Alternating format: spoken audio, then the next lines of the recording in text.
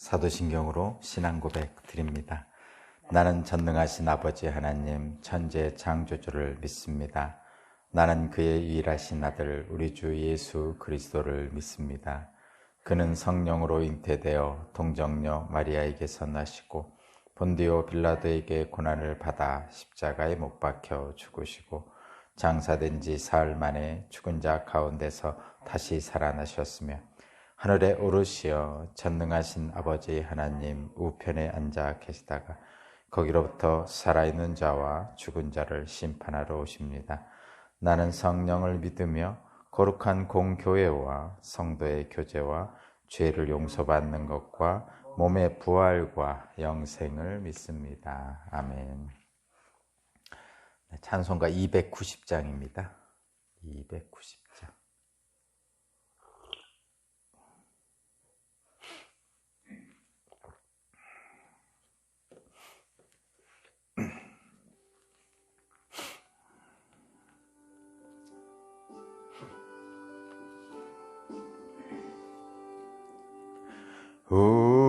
우리는 주님을 늘 배반하나 내 주 예수 여전히 날 부르사 그 참되신 사랑을 베푸시나니 내 형제여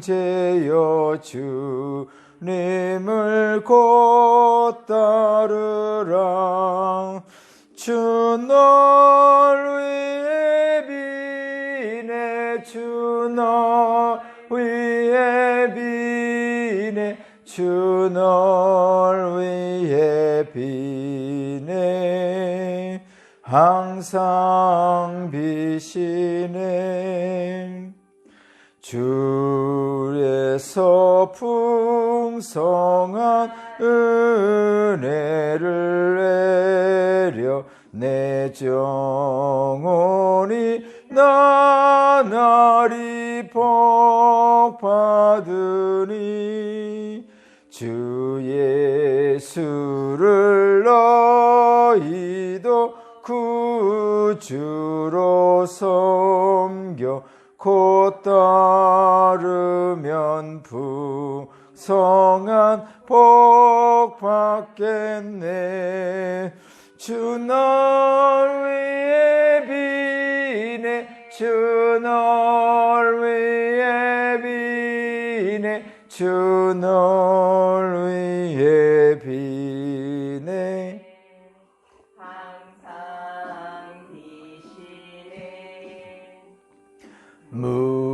무거운 짐 지고 애타는 인생 주 예수께 벼라와 고시어라. 내 주 예수 너희를 돌보실 때에 참 복락과 네가 넘치겠네. 주 널 위해 비네 주 널 위해 비네 주 널 위해 비네 항상 비시네. 아멘.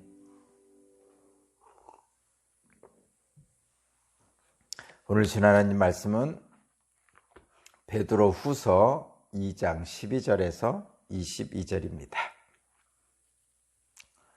베드로 후서 2장 12절에서 22절까지 말씀을 제가 봉독하겠습니다.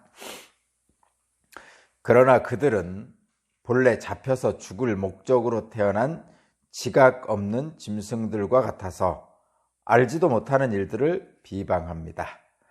그러다가 그들은 짐승들이 멸망하는 것 같이 멸망을 당할 것입니다. 그들은 자기들이 저지른 불의의 값으로 해를 당합니다. 그들은 대낮에 흥청대면서 먹고 마시는 것으로 그것을 낙으로 생각합니다. 그들은 티와 홈투성이의 인간들입니다. 그들은 여러분과 연애를 즐길 때에도 자기들의 속임수를 꾀하고 있습니다. 그들의 눈에는 가늠할 상대들밖에 보이지 않습니다. 그들은 죄를 짓기를 그치지 않습니다. 그들은 들뜬 영혼들을 유혹하며 그들의 마음을 탐욕을 채우는 데 익숙합니다. 그들은 저주받은 자식들입니다. 그들은 바른 길을 버리고 그릇된 길로 갔습니다. 불의의 삭슬 사랑한 불의의 아들 발람의 길을 따라간 것입니다.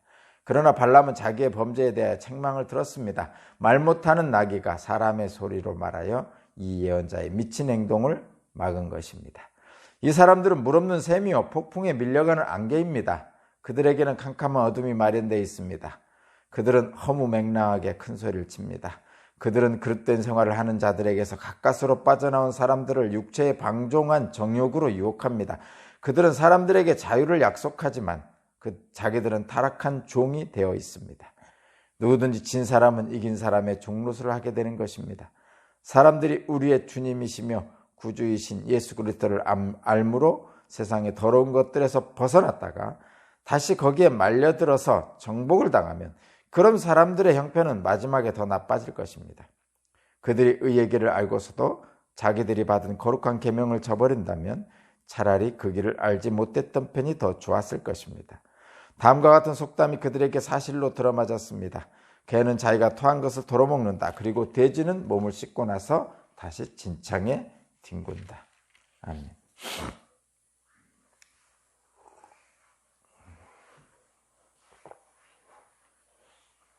네, 오늘 말씀의 제목은 진리에 대한 무지와 왜곡을 경계합니다.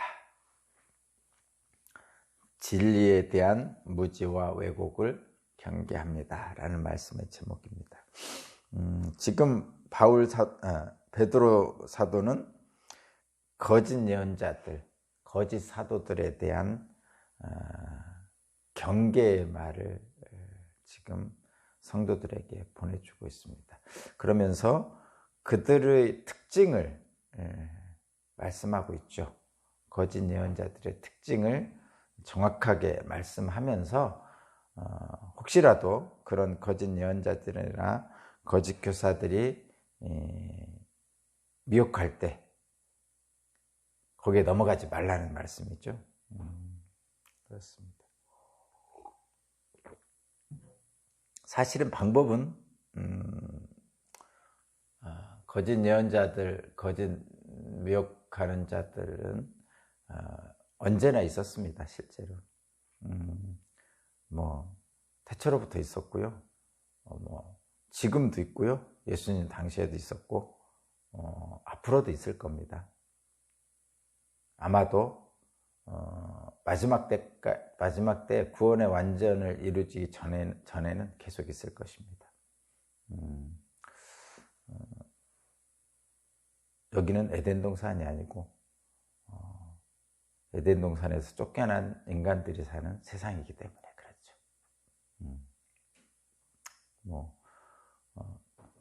그런 거짓 예언자들, 거짓 교사들이 틈을 타지 못하도록 경계하는 수밖에 없습니다. 근데 여러분, 힘을 낼 수 있는 근거는 뭐냐면 그것을 이길 수 있도록 저와 여러분들에게 하나님이 그냥 두지 않으시죠. 분명한 겁니다. 그거는 계속적으로 바울 사도도 그렇고 베드로 사도도 그렇고 거짓 예언자들에 대한 경계를 계속 말씀하고 있는 것은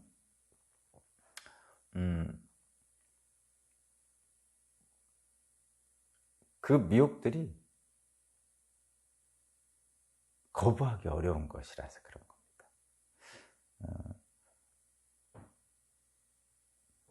결과적으로는 하나님의 구원의 의가 완성하면 그런 일들은 없겠지만 아까도 말씀드렸듯이 이 땅에 사는 저와 여러분들에게는 그런 유혹이 달콤합니다. 예수님이 겪으신 세 가지 시험을 생각해 보면 당연한 겁니다. 그렇죠? 40일 금식한 예수님에게, 배고픈 분에게 돌을 떡으로 만들어서 먹으라는 뭐 이런 유혹은 엄청나죠. 여러분 배고픈 기억이 있는 분들은 이 유혹을 뿌리치기가 어렵습니다. 뭐 성전에서 뛰어내리면 많은 사람들이 추앙받을 것이다. 늘 사람들의 칭찬과 인기, 사람들의 존경을 받고 싶은 것이 저와 여러분들이죠. 실제로 사람들이 막 박수 쳐주면 정신이 나가죠. 아주. 저도 그렇거든요. 정신이 나갑니다. 안 하려고 하는데도 어느 순간에 정신이 나가죠. 세상 꼭대기에 올라가지고 천하 만물을 보여주면서 다 준다고 그러는데, 세상 권력을 다 준다고 그러는데 그거를 어떻게 그 유혹을 거절합니까? 그러니까 육체를 입은 예수 그리스도 예수님에게 거절할 수 없는 세 가지 유혹을 마귀는 하는 것처럼, 사실 저와 여러분들이 바로 육체를 입은 저와 여러분이거든요. 마찬가지로 그런 유혹들은 끊임없이 주어집니다. 그런데 성경에 분명히 나와 있죠. 예수님은 그것을 이기셨죠. 이기셨습니다. 우리와 똑같은 육체를 가지고 있는 예수님인데 그것을 이기셨어요. 그래서 우리에게도 그것을 이길 희망이 있는 거고, 실제로 그것을 이긴 예수님의 능력을 저와 여러분에게 주십니다. 그 능력을 성령께서 매 순간 우리에게 주십니다. 그 마지막에 예수께서 그 세 가지 유혹을 물리치고 나서 천사가 와서 수종을 들었다, 이런 표현이 있잖아요. 늘 그렇습니다. 우리는 하나님께서 천사보다 더 사랑하셔서 지금도 우리 안에서 역사하시는 하나님의 택함받는 자녀들입니다. 분명하게 승리할 수 있음을 다시 한번 확신하면서 오늘 말씀을 한번 다시 읽습니다. 왜냐하면 오늘 말씀을 읽으면 괜히 불안해지고 두렵기 때문에 더욱더 확신을 가지고 이 말씀을 읽어야 됩니다. 진리에 대한 무지와 왜곡을 경계하는 베드로 사도의 말씀인데, 실제로 왜곡된 신앙이 많이 있죠. 많이 있습니다. 그럼 너는 뭐 왜곡되지 않았냐? 사실은 무엇도 분명한 건 없습니다. 자, 제가 다시 한번 말씀드리지만, 마지막 때에 알곡과 가라지를 구분하신다고 그러잖아요. 그리고 알곡은 거두시고 뭐 가라지는 밖에 태워버린다, 뭐 이런 당연한 거죠. 근데 그것은 하나님이 하실 일이라고 그랬죠. 저와 여러분들이 알곡과 가라지를 구분하려고 하면 하지 말라는 뜻이라고 그랬죠. 마지막 때 하나님께서 알곡과 가라지를 구분하셔서 알곡은 거두시고 가라지는 태우실 거라는 얘기는 하나님이 하실 일이라는 거지, 그래서 저와 여러분들은 그 일은 하면 안 되는 거죠. 안 되는 겁니다. 그래서 사실은 나 자신도 알곡인지 가라지인지를 분별하기 어렵습니다. 그럼에도 불구하고 하나님처럼 다른 사람을 알곡인지 가라지인지를 자꾸 얘기하려고 그러면 문제가 생깁니다. 교만이죠. 사실은 오늘 말씀에 첫 번째 말씀이 바로 그것을 경계하는 말씀입니다. 그러니까 왜곡된 신앙, 왜곡된 신학에 근거한 왜곡된 신앙, 진리에 대한 무지와 왜곡을 하는 왜곡에 넘어간 신앙은 교만합니다. 첫 번째 특징이. 그리고 교만한 말을 합니다. 교만한 말. 누구는 알곡이라느니 누구는 가라지라느니 뭐 이렇게. 이건 교만한 거죠. 하나님도 그것을, 하나님만이 하실 수 있는 것을 자기가 하려는 거죠.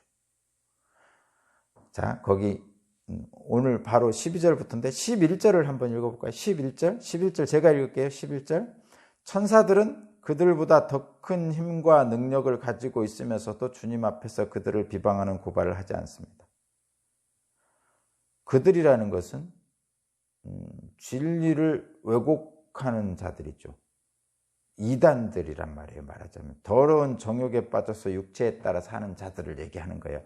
근데 천사들도 그들을 비방하나 고발하지 않는다는 거예요, 지금. 근데 이 교만에 빠진 사람들은 천사들도 하지 않는 일을 자기가 하려고 한단 말이에요. 사실은 하나님이 하지 않으시기 때문에 천사들은, 하나님이 하시는 일이기 때문에, 하나님만이 할 수 있는 일이기 때문에 천사들은 안 하는 거죠. 하나님 앞에서 천사들이 비방하지 않는 것은 하나님은 이미 알고 계시다는 거죠. 천사들이 하나님 앞에서 비방 안 해도 이미 하나님은 알곡과 가라지를 분별할 수 있는 분이고 마지막 때 가면 분별하실 겁니다. 그것을 하나님께서 모르실 줄 알고 천사들이 고발을 합니까? 안 합니다. 마찬가지로 저와 여러분도 천사들이 고발 안 하는 것처럼, 비방 안 하는 것처럼 저와 여러분도 교만한 말을 하면 안 되는 거죠. 그래서 많은 거짓 설교자들이 혹시 교만한 말을 하잖아요. 그것은 잘못된 겁니다. 교만한 말이라는 것은 이런 거죠. 누구는 어떻고 누구는 어떻고 뭐 이렇게 표현하는 거죠. 저도 사실은 교회 내에서 저 자신이 판단이 많이 있습니다. 교회 내에서 어떤 권사님 어떻고 어떤 권사님 어떻고 이런 생각이 나죠. 인간들은 다 납니다. 다 생각하게 돼 있어요. 근데 말은 안 하죠. 이것 때문에 그런 거예요. 교만한 마음은 있어요. 누구는 어떻고 누구는 어떻고. 근데 말은 안 합니다. 교만한 말을 안 합니다. 안 하려고 애쓰를 쓴 거죠. 그런 겁니다. 진리에 대한 무지와 왜곡이 생기는데 바로 그 첫 번째가 이성 없는 짐승처럼 행하는 거예요. 거기 12절을 보겠습니다. 12절. 그러나 그들은 본래 잡혀서 죽을 목적으로 태어난 지각 없는 짐승들과 같아서 알지도 못하는 일들을 비방합니다. 그러니까 이 진리에 대한 무지와 왜곡하는 잘못된 신앙을 갖고 있는 사람들은, 이단들을 비롯한 잘못된 신앙을 갖고 있는 사람들은 지각 없는 짐승들과 같아요. 지각이라는 건 이성이 없다는 얘기예요. 이성 없는, 개역개정에는 이성 없는이라는 표현했어요. 지각, 이성, 한마디로 하면 분별력이죠. 그래서 어떻게 한다고요? 알지도 못하는 일들을 비방한다는 거예요. 알지도 못해요. 그러니까 알곡과 가라지라고 판단할 수도 능력도 없는 사람이 알곡과 가라지로 판단해 버리는 거예요.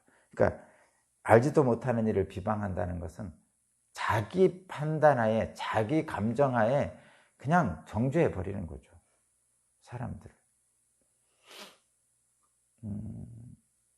거친 말을 내뱉는 거예요. 한마디로 얘기하면.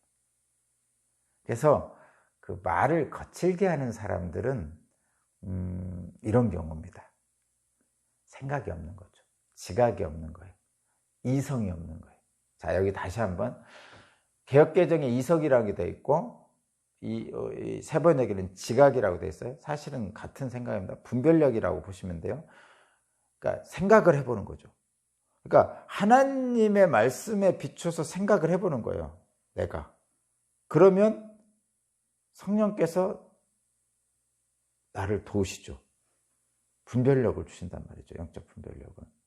근데 생각도 안 하는 거죠. 성령의 도우심을 받는 게 아니라 하나님은 이것을 기뻐하실 거야, 또는 성령이 이렇게 생각하실 거야 하면서 자기 감정에 치우쳐서 말을 하는데, 그런 사람들의 특징이 그거란 말이에요. 말이 거칠어요. 거칠어요. 그러면 혹시 여러분 자신이 말이 거칠으면 내가 혹시 이렇지 않은가 돌아보라는 얘기입니다. 다른 사람이 할 수도 있죠. 그럼 다른 사람이 그렇게 하면 어떡할 거예요? 잘 다독거려 줘야죠. 옛날에 그런 일이 하나 있었어요. 제가 옛날에 학교 다닐 때, 신학교 다닐 때 같은 기숙사에서 어떤 사람이 뭘 잘못했어요. 말하자면 새벽 기도를 안 했다든가 그랬어요. 기독교 기사 뭔가 안 했어. 그러니까 옆에 사람이 너는 왜 신학생으로서 그런 거 안 하냐, 마땅히 해야 될 일 안 하냐. 그랬더니 그 사람이 하는 말이, 너 왜 예수님도 정죄 안 하는데 너도 네가 나를 정죄하느냐 하면서 막 다퉜거든요. 똑같아요, 여러분. 뭐 다르겠어요? 응? 응? 똑같죠? 뭐 잘못한다고 한 명은 얘기하니까 또 다른 신학생이 예수님도 정죄하지 말라고 하는데 네가 왜 나를 정죄하냐. 이렇게. 사실은 둘 다 문제죠. 둘 다 자기 생각으로, 자기 판단으로 행동하고 있는 겁니다. 심지어는 예수님까지 들먹이면서 자기 변명을 하고 있는 거예요. 참, 우리 인간은 다 그렇습니다, 여러분. 어쨌든 생각 없이, 지각 없이, 이성 없이 알지도 못하는 일들을 비방한다는 거죠. 특징입니다. 두 번째는 15절입니다. 15절을 보면 그들은 바른 길을 버리고 그릇된 길로 갔습니다. 불의의 삭슬 사랑한 불의의 아들 발람의 길을 갔습니다. 이 발람은 거기 니은을 보면요, 저기 구약 성경에 나오는 거죠. 구약 성경에 발람이 나오는데 그 출애굽할 때 이제 이렇게 지나오는데 그 지역에 그 다른 왕한테 이 발람이라는 사람이 예언자예요. 제사장. 근데 다른 그 출애굽하는 백성들의 길을 막아달라고 다른 왕한테 돈을 받고 불의의 삭슬을 받고 그들을 출애굽하는 백성들을, 모세가 끌고 온 출애굽하는 백성들을 저주해달라는 부탁? 뭐 계약? 뭐 이런 거 해가지고 이 발람이 출애굽하는 백성들을 저주하려고 갑니다. 가려고 돈을 받고 불의의 삭슬 받고 그런 거죠. 그러니까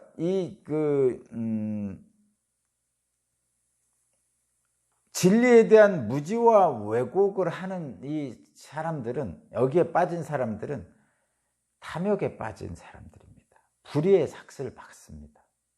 불의의 삭을 받아요. 옳지 않은 일을 하면서 탐욕에 빠져 있기 때문에 그런 일들을 서슴없이 하는 거죠. 불의의 삭슬을 받고 발람의 길을 따르는 자들입니다. 탐욕이 있다는 얘기입니다. 결국은 이 사람 이렇게 탐욕의 길을 가니까 이 발람이 어떤 일을 당했냐면 그 16절을 보세요. 어떤 일을 당했냐면 16절, 그러나 발람은 자기의 범죄에 대해 책망을 들었습니다. 누구한테 책망 들었냐면 말 못하는 나귀가 사람의 소리로 말하여 이 예언자의 미친 행동을 막았습니다. 그러니까 발람이 나귀를 타고 이 저주를 하러 가는데 나귀가 안 가겠다고 호통을 친 겁니다. 그러니까 이런 일을 하면요, 말 못하는 나귀한테조차도 책망을 받는다는 거예요. 조심해야죠. 응? 진리의 길을 버린, 그리고 진리에 대한 무지와 왜곡하는 이 사람들은 결국은 이성 없는 짐승처럼 불의의 삭슬 탐하는 탐욕한 자들처럼 행동하게 됩니다. 이러한 일들은 경계하라는 것이죠. 그것이 베드로 사도의 간절한 말입니다. 지금 여러분들도 읽어보면 아시겠지만 베드로 사도의 이 언급이 굉장히 강합니다. 사실은. 그러니까 이 언급이 이런 이단들과 또는 진리에 대한 왜곡과 무지에 대해서 경계심을 강하게 지금 표현하고 있어요. 그렇다는 얘기는 이 당시에 너무나 많은 그 성도들이 이들에게 미혹됐던 것 같습니다. 그러니까 안타까운 거죠, 베드로 사도가. 근데 그 안타까움을 표현을 볼 수 있습니다. 여기 어디에서 볼 수 있냐면 18절. 왜 베드로 사도가 이렇게 강하게 얘기하는지 이유가 여기 있습니다. 18절을 한번 제가 읽어볼게요. 그들은, 그러니까 이단들은 또는 진리를 왜곡하는 자들은, 거짓 예언자들은 허무맹랑하게 큰 소리를 칩니다. 그들은 그릇된 생활을 하는 자들에게서 가까스로 빠져나온 사람들을 육체에 방종한 정욕으로 욕합니다. 이것 때문에 베드로 사도가 지금 강하게 표현하는 거예요. 허무맹랑하게 큰 소리를 쳐요. 실제로. 그러면서 어떤 결과를 맺냐면 거기 그릇된 생활을 하는 자들에게서 가까스로 빠져나온 사람들, 이게 뭐냐면 갓 신앙생활 한 사람들, 갓 구원받은 사람들이란 얘기죠. 이들을 육체에 방종한 정욕으로 욕하여 잘못된 진리로 왜곡된 정욕으로 이끈다, 이런 얘기예요. 사실은 이 부분은 그 예수님도 이런 표현했죠. 어떤 표현이냐면 잘못된 그 왜곡된 진리를 가지고 있는 바리새인들에게 경고의 말씀을 하셨어요. 뭐라고 하셨냐면 바리새인들은 죽어라고 전도를 해가지고 자기들보다 더 악하게 만든다고 그렇게 말씀하셨어요. 사실 저도 목사잖아요. 전도도 하고 말씀도 전하고 하나님의 진리 안에 사람들을 왔으면 좋겠다고 여러 가지 생각을 하면서 하는데 사실 그 표현 때문에 정말 조심합니다. 그러니까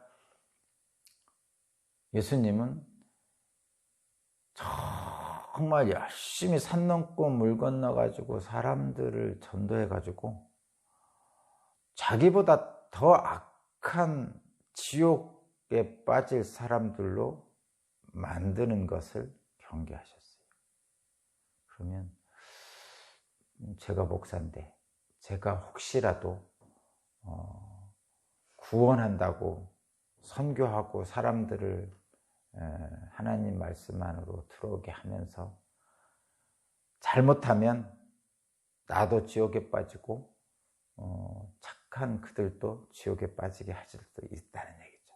그것이 잘못된 진리에 대한 무지와 왜곡에 의한 일들이 생길 수 있다는, 그 일들을 좀 구체적으로 거기 좀 써놓은 게 19절, 20절, 21절이에요. 23절까지 여러분 한번 그냥 읽어보세요. 저 읽기가 별로 싫어요, 이런 말씀. 경계의 말을 좀 구체적으로 강하게 말씀하시려고 19절, 20절, 21절, 22절까지 써놓은 겁니다. 근데 제가 이제 한마디만 더 더 첨부하면, 예수를,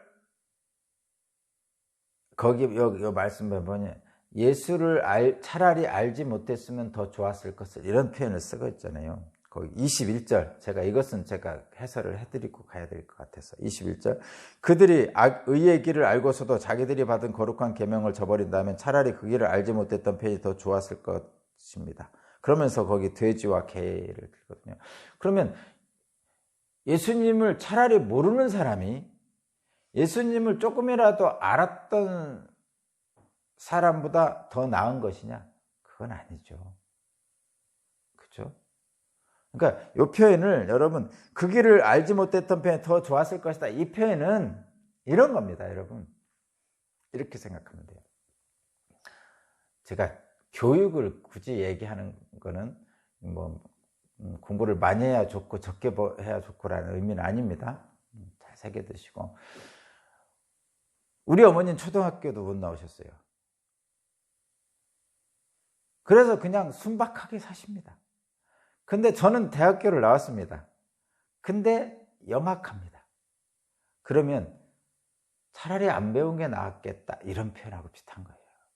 그렇다고 안 가르칠 겁니까? 우리 어머님 순박하지만 가르치실 거예요. 그리고 저도 우리 어머니보다 많이 배웠지만 영악합니다. 그런데도 저의 아들들, 딸들 가르칠 거예요. 그러니까 그런 겁니다, 여러분. 하나님을 알기 전보다 하나님을 아는 것이 분명히 유익합니다. 다만 알면서도 그 길을 안 가면 막 가슴이 애리잖아요. 여러분 그런 거 알죠? 이거 분명히 착한 일이야, 내가 해야 돼, 아는데 그 길을 안 하면 마음이 되게 불편하단 말이죠. 근데 모르고 그냥 하면은 마음은 안 불편하다, 그런 의미가 들어있다는 거예요. 하나님을, 예수님을 모를 때가 더 좋았을 뻔했다, 이 표현은 그런 표현이란 말이에요. 실제로 예수를 아는 것이 훨씬 더 좋은 겁니다. 그건 분명합니다. 제가 살아보니 그렇고 성경 내용도 그렇습니다. 자, 베드로는 거짓 선교사들을 정말 강하게 경계를 하고 있습니다. 그 이유는 바로 18절 이하 때문에 그렇습니다. 전도해서 결국은 지옥에 보내기 때문에 그것을 두려워해서 그렇게 한 겁니다. 그러면 어떻게 해야 됩니까? 저와 여러분, 말씀을 왜곡하고 궤변을 늘어놓고 무지한 그런 이성이 없는 짐승 같은, 그래서 탐욕에 불의의 삭슬 받고 행동하는 이런 자들의 미혹을 어떻게 이길 것입니까?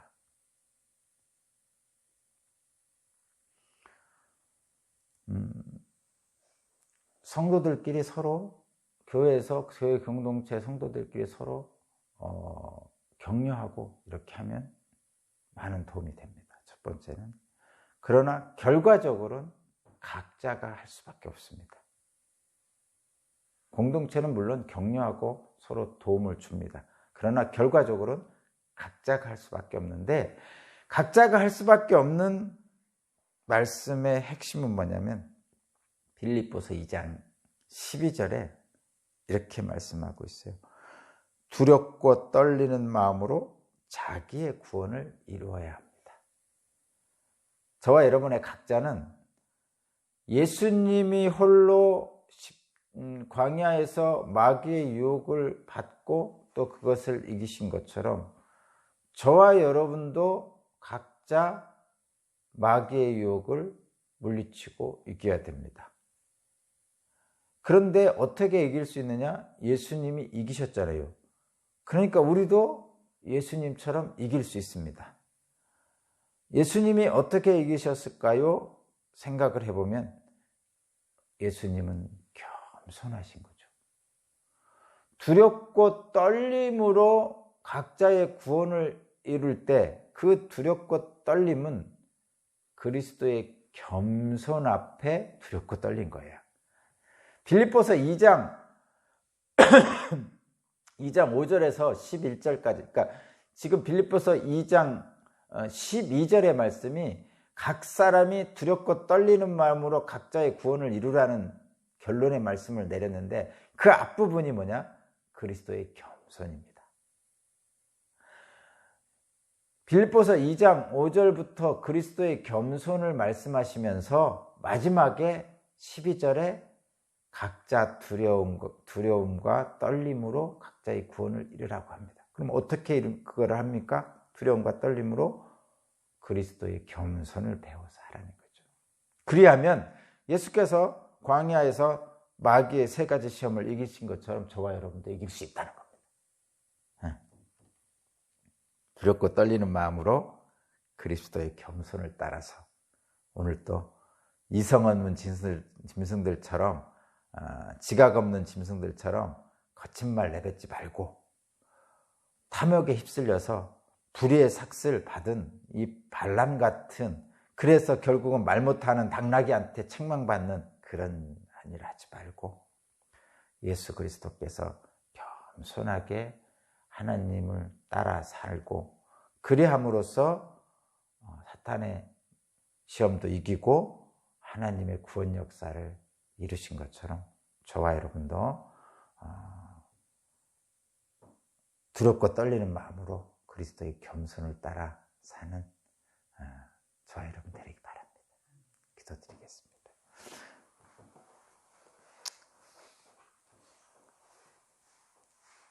주님의 가르침에 온전히 따르기를 원합니다. 진리에 대한 무지와 왜곡에 미혹되지 않도록 나를 붙잡으시고 주님께서 승리하신 그 길로 갈 수 있도록 성령님, 두렵고 떨리는 마음으로 그리스도의 겸손을 따라 살 수 있도록 성령께서 함께하여 주옵소서.